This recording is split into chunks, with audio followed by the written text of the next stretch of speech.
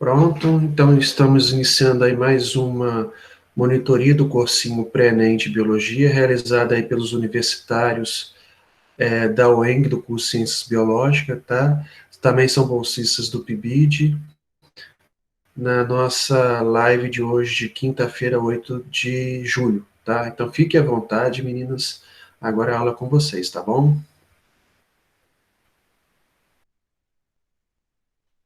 Obrigada.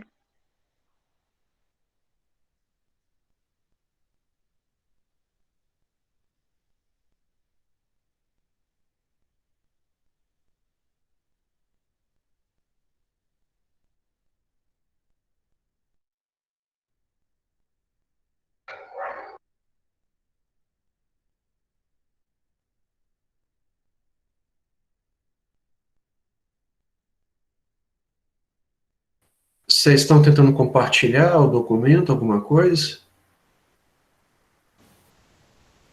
A Jaqueline já colocou aí. Apareceu.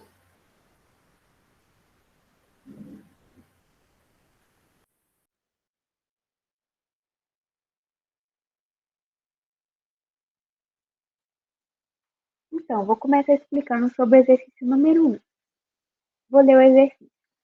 Uma das estratégias para a conservação de alimentos é o salgamento. Adição de cloreto de sódio, NaCl, historicamente utilizado por toupeiros, vaqueiros sertanejos, para conservar carnes de boi, porco e peixe.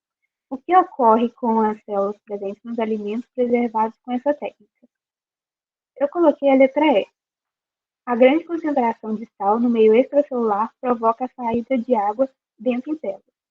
É o mesmo exemplo, seria a mesma forma que ocorre durante a osmose que eu expliquei das células da hemácia.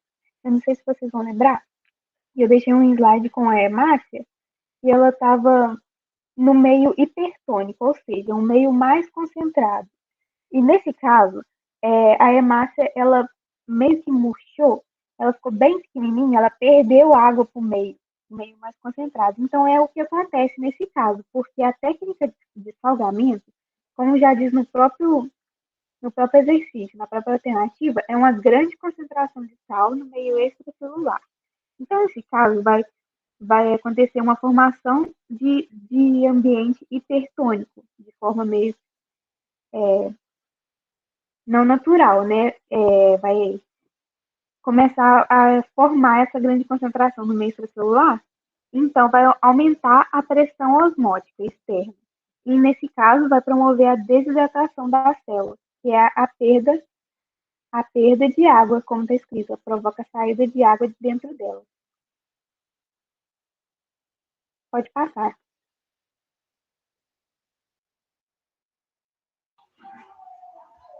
Tá todo mundo me ouvindo? Sim. Escutando. Tá, Jó, então. Agora eu vou explicar o exercício 2. Visando explicar uma das propriedades da membrana plasmática, fusionou-se uma célula de camundongo com uma célula humana, formando então uma célula híbrida. Em seguida, com o intuito de marcar as proteínas de membrana, 2 anticorpos foram inseridos no experimento. Um específico para as proteínas de membrana do camundongo e o outro para as proteínas de membrana humana. Os anticorpos eles foram visualizados ao microscópio por meio de fluorescência e de cores diferentes. Então, a mudança observada da etapa 3 para a etapa 4 do experimento ocorre porque as proteínas. Então, aqui está basicamente um desenho do que o iniciado disse. Então, na etapa 1, a gente vê do lado esquerdo uma célula de camundongo, e aí a gente vê de pretinho as proteínas de membrana. Do lado direito, a gente vê a célula humana, com as proteínas de membrana demonstradas por esses quadradinhos. E aí vai ocorrer, então, a fusão dessas duas células, a junção. Na etapa 2, a gente já vê que já há uma modificação, porque as células já estão fusionadas. E aí a gente vê que as proteínas de membrana da célula humana ficam todas do lado direito, e as proteínas de membrana da célula do camundongo ficam todas do lado esquerdo. E aí, embaixo da etapa 2, a gente vê os anticorpos, que vão ter a função aí de marcar essas proteínas. Porque quando a gente visualiza uma célula no microscópio, geralmente essas células são incolores. Então, para a gente poder diferenciar essas células, é necessário que a gente marque elas com alguma coisa que tenha cor. Por isso que, nesse caso, foram marcados com anticorpos. Na etapa 3, a gente vê, então, os anticorpos contra a proteína de membrana de camundongo, que são marcados com fluorescência, e os anticorpos contra a proteína de membrana humana, marcados com rodamina. Então, basicamente, os anticorpos nessa etapa 3 vão ter como função marcar essas proteínas para a gente conseguir diferenciar qual proteína é da célula humana e qual proteína é da célula do camundongo. E aí, na etapa 3, a gente tem o tempo de 0 minutos. Na etapa 4, já se passou 40 minutos. Então, já houve uma mudança da etapa 3 para a etapa 4. E aí, o que o enunciado pede, o que o enunciado pergunta, é que a mudança observada da etapa 3 para a etapa 4 do experimento ocorre porque as proteínas. Aí, na etapa 4, a gente vê que as proteínas, elas já estão mescladas, elas já não estão igual estavam antes, cada uma de um lado. Elas estão todas misturadas ao redor da membrana. Para a gente conseguir resolver esse exercício, é necessário que a gente lembre um pouquinho da função da membrana plasmática. Na aula anterior, na monitoria anterior, eu expliquei que a membrana plasmática ela é formada por uma bicamada lipídica, né? Ela é formada, então, por fosfolipídios. E aí, esses fosfolipídios, eles tornam a membrana permeável a algumas substâncias, né? Como um dos desenhos que estava na monitoria anterior, ela é permeável a gases, a moléculas hidrofóbicas e a moléculas polares pequenas. Então, essa conformidade da membrana permite que as proteínas elas se movimentem no plano da camada bilipídica. Então, da etapa 3 para a etapa 4, o que ocorre, então? Letra A. As proteínas movimentam-se livremente no plano da bicamada lipídica? Sim. Essa seria a resposta correta. Porque, como eu disse, né, essa questão da conformação da bicamada lipídica, essa questão do modelo fluido, né, modelo de mosaico fluido, permite que as proteínas elas se movimentem ao redor da membrana. A letra B fala que elas permanecem confinadas em determinadas regiões da bicamada lipídica. Não seria essa alternativa, por quê? Como a gente vê aqui na imagem, elas permanecem confinadas em partes da camada na etapa 3, que todas da célula do camundongo permanecem do lado esquerdo e todas da célula humana permanecem do lado direito. Não na etapa 4. Na etapa 4, elas ficam todas mescladas. Por isso, a alternativa B não seria a correta. Na letra C fala que elas auxiliam o deslocamento dos fosfolipídios da membrana plasmática. E não é isso que acontece. Na imagem a gente vê o que se desloca são as proteínas, não são os fosfolipídios que ficam na membrana plasmática. Por isso, a letra C não seria a resposta correta. Na letra D, fala que elas são mobilizadas em razão da inserção dos anticorpos. Como eu tinha dito, os anticorpos que estão inseridos na imagem, como a gente vê aqui, eles vão ter basicamente a função de marcar, para a gente conseguir diferenciar qual célula é do camundongo e qual célula é humana. Eles não vão ter a função de mobilizar essas proteínas. Por isso, a D, então, não seria correta. E na E, diz que as proteínas elas são bloqueadas pelos anticorpos. Não seriam essas também, porque a gente sabe, né, que os anticorpos, eles não têm função, assim, de bloquear proteínas, né?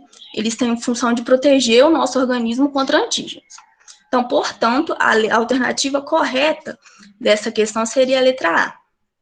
Movimentam-se livremente no plano da bicamada lipídica. Número 3. A lavoura roseira na planície costeira da região sul do Brasil comumente sofre perdas elevadas devido à salinização da água de irrigação, que ocasiona prejuízos diretos, como a redução de produção da lavoura, solos com processos de salinização avançados não indicados, por exemplo, para cultivo de arroz, e as plantas retiram água do solo quando as forças de embebição dos tecidos das raízes são superiores às forças com que a água é retirada no solo. A presença de sais na solução do solo faz com que seja dificultada a absorção de água pelas plantas, o que provoca o fenômeno conhecido por seca fisiológica, caracterizado pelo... Pode passar. Eu coloquei a letra A. Aumento da salinidade, em que a água do solo atinge uma concentração de sais maior que a das células das raízes das plantas, impedindo assim que a água seja absorvida. Seria também outro caso de osmose, porque essa forma das raízes das células obterem essa água é também um processo de osmose. Então, esse aumento da salinidade, quando a água do solo atinge uma concentração de sais maior que a das células das plantas, está dizendo que o meio fora das raízes da célula é um meio hipertônico, ou seja, é mais concentrado em relação às células radiculares, que são as células das raízes. Então, não será possível a passagem de água do solo para as raízes, porque o transporte de água, que seria, no caso, a osmose, ela se consiste num processo de passar a água do meio menos concentrado, que é o hipotônico, ao meio mais concentrado, o que não é o caso. Então, seria essa a alternativa. Não seria a letra B, porque aumento da salinidade em que o solo atinge um nível muito baixo de água e as plantas não têm força de sucção para absorver. Não seria esse o caso, porque a osmose não precisa ter força de sucção, é um transporte passivo. A letra C, diminuição da salinidade. Está errada, porque seria, no caso, aumento da salinidade. Letra D, aumento da salinidade que atinge um nível que as plantas têm muita sudação, não tendo força de sucção. No mesmo caso, para superá-la, o mesmo caso da letra B, não se trata de processo de força de sucção, se trata de transporte passivo, então não tem gasto de ATP, não tem nada a ver com força de sucção. E a letra E, diminuição da salinidade, também está errada aí. Pode passar. Agora eu vou falar aqui sobre a questão 4. A questão 4 diz assim: as proteínas de uma célula eucariótica possuem peptídeos sinais, que são sequências de aminoácidos responsáveis pelo seu endereçamento para diferentes organelos, de acordo com suas funções. Um pesquisador desenvolveu uma nanopartícula que é capaz de carregar proteínas para dentro de tipos celulares específicos. Agora ele quer saber se uma nanopartícula carregada com uma proteína bloqueadora do ciclo de Krebs em vitro é capaz de exercer sua atividade em uma célula cancerosa, podendo cortar o aporte genético e destruir essas células. Ao escolher essa proteína bloqueadora para carregar a nanopartícula, o pesquisador deve levar em conta um peptídeo sinal de endereçamento para qual organelo. Nessa questão, não é uma questão difícil, é uma questão que a gente tem que ter um pouco de interpretação para entender o que ela está pedindo. O que vai dar aqui o sinal para a gente entender o que ela está pedindo, é o ciclo de Krebs. Não sei se todo mundo lembra, mas o ciclo de Krebs ele é uma das etapas metabólicas da respiração aeróbica, que vai ocorrer na matriz mitocondrial. Né? É a etapa que vai oxidar o acetil-CoA e vai formar o CO2. Então, para a gente entender essa questão, a gente teria que lembrar um pouco sobre as funções das organelas, que foi explicado na aula anterior. Então, basicamente, a gente precisa saber, então, qual organela que está envolvida com o ciclo de Krebs. Qual organela, então, que é responsável por essa parte de respiração? Porque a utilização dessas nanopartículas que são bloqueadoras do ciclo de Krebs, elas vão se comportar como sinalizadoras. Então, elas vão agir na mitocôndria, que é uma organela que está envolvida com a questão da respiração. Por isso, então, a resposta correta seria mitocôndria. Não seria o núcleo, porque o núcleo a gente sabe que é o local onde está contido o nosso DNA, então não tem, diretamente a ver com a respiração. Não seria o peroxissomo, porque o peroxissomo tem a função de armazenar enzimas, né, que oxidam os ácidos graxos e que aí sintetizam o colesterol. Não seria D, porque o complexo golgiense, como a gente viu, né, na aula anterior, ele tem a função de modificar, armazenar e exportar proteínas, né, ou lipídios que são sintetizados ou pelo retículo endoplasmático liso ou pelo retículo endoplasmático rugoso. E não seria a letra E, retículo endoplasmático, porque, como eu mesmo acabei de dizer, o retículo endoplasmático está envolvido na produção ou de lipídios ou de proteínas. Então, por isso, a resposta correta seria a letra B, mitocôndria, que é a organela que está envolvida no ciclo de Krebs. Né? O ciclo de Krebs ele, ocorre na matriz mitocondrial. Então, por isso, a letra B seria a resposta correta.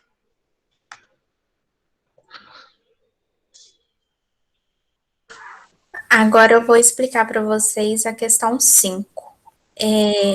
Muitos estudos de síntese e endereçamento de proteínas utilizam aminoácidos marcados radioativamente para acompanhar as proteínas, desde fases iniciais de sua produção até o destino final. Esses ensaios foram empregados para estudos e caracterizados de células secretoras.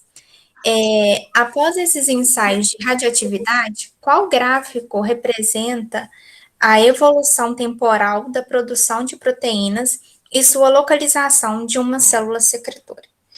Então, aqui a gente vai querer saber qual gráfico vai indicar a localização das proteínas com aminoácidos marcados radioativamente na célula em relação ao tempo. Passa para mim, Jaque. Aí aqui eu só vou mostrar para vocês o gráfico. O gráfico no eixo X tá em relação ao tempo e o Y em radioatividade. Aí aqui vocês podem perceber que temos o retículo endoplasmático, o complexo de Golgi e a vesícula de secreção. Então, vai se tratar desses três elementos. Aí pode voltar para mim. Aí aqui vai falar que ele vai acompanhar desde a fase inicial de sua produção, acompanhada das proteínas, até o destino final. Aí, como que ocorre essa produção e liberação das proteínas? Primeiro, quem produz essas proteínas? Quem produz essas proteínas são os ribossomos. E esses ribossomos podem ser encontrados livres ou aderidos ao retículo endoplasmático rugoso, que eu lembro que eu falei com vocês, mostrei naquele como que eu falo? Naquele modelo 3D, o retículo endoplasmático liso e o rugoso. Aí eu falei com vocês que o rugoso tinha presença de ribossomo aderido nele. Então, como que acontece isso, né? São sintetizados pelos ribossomos e liberados no lúmen do retículo endoplasmático, se fundindo. E em determinadas regiões do retículo, brota vesículas de transportes que contêm essas proteínas. Elas se locomovem pelo citoplasma até o complexo de Golgi, onde descarregam seu conteúdo. No complexo de Golgi, as proteínas são acumuladas em regiões onde brotam as vesículas de secreção e vão ser endereçados para fora da célula. Então, quais são eles, né?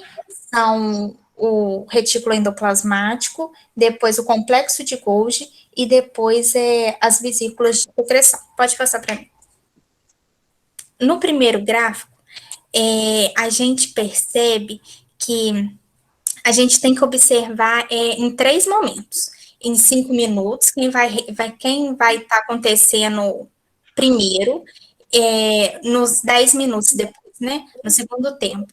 Quem vai estar acontecendo segundo, e no terceiro tempo, quem é que vai estar agindo. Na letra A, aí está falando que quem está agindo no primeiro tempo é a vesícula de secreção, essa pretinha, com o maior. E a vesícula de secreção, ela ocorre só lá no último tempo. Então, ela vai ocorrer só lá no minuto de 15 minutos, no tempo de 15 minutos.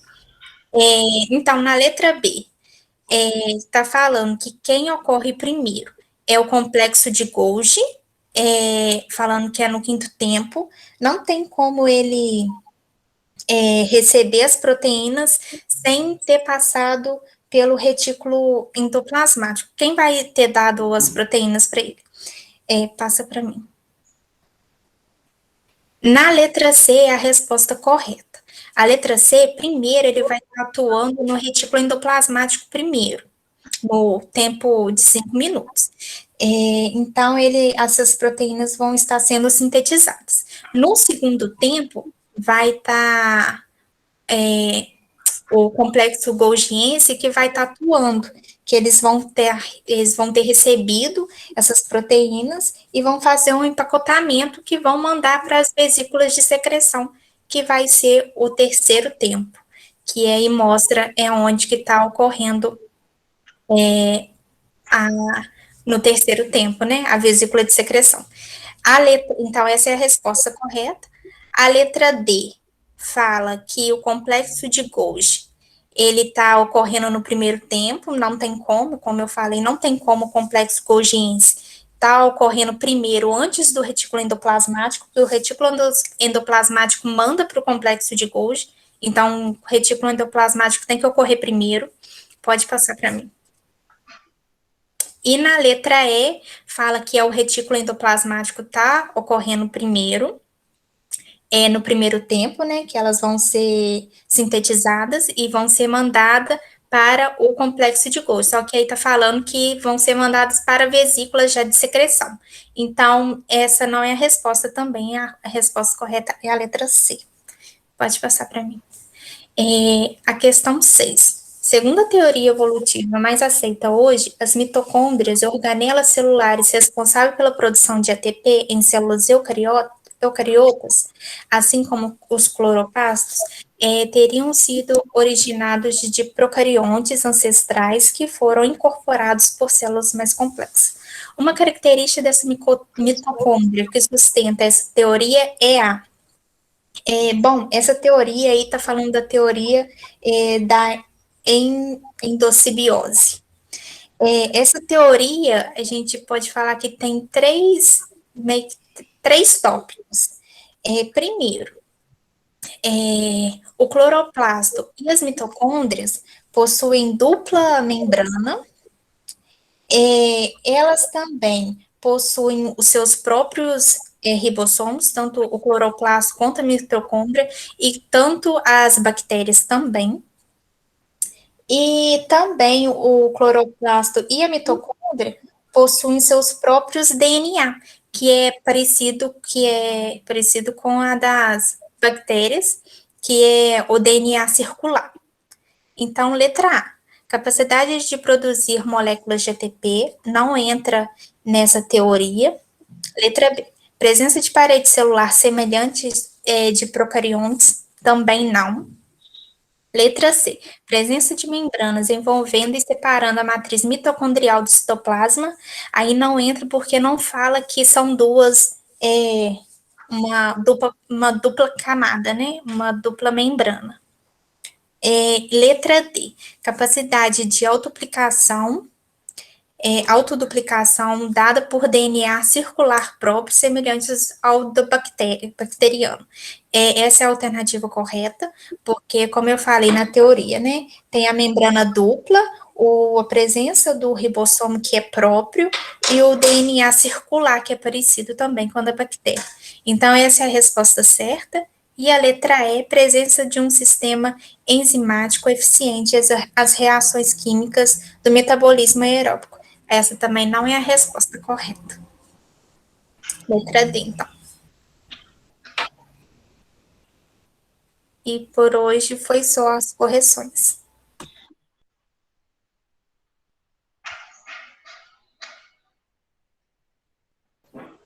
Alguém tem alguma dúvida?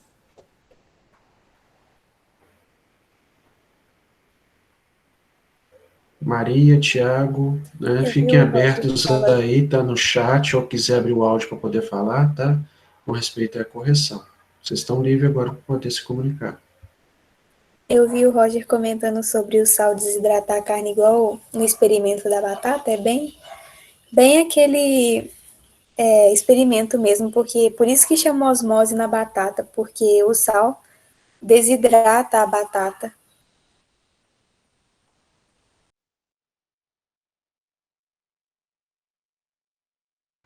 O Tiago, né, ele escreveu aqui no chat. Não entendi. Entendeu o que, Tiago? Qual questão? Porque elas corrigiram em várias, né? Seja mais específico para a gente. Vocês estão me ouvindo, gente? Sim. Bom, Eu acho que ele quis dizer o final. Eu acho que ele quis dizer que ele não tem dúvidas, que ele entendeu. Tipo, não, eu entendi. Tá. Não, vírgula, entendi. Ok. Acho que era isso.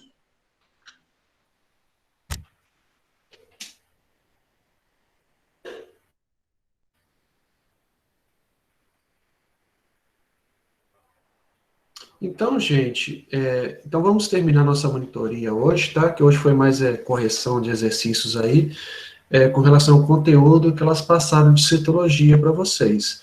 E aí, semana que vem, a gente vai fazer novamente o rodízio, tá? Agora a monitoria de química, tá bom? Então, se vocês não têm mais alguma dúvida, nenhuma pergunta, então eu vou encerrar, então, por enquanto, a nossa aula de hoje. Pode ser? Pode ser sim, hoje foi mais rápido, a correção foi mais tranquila. Obrigada, Tiago e Maria, por ter participado também.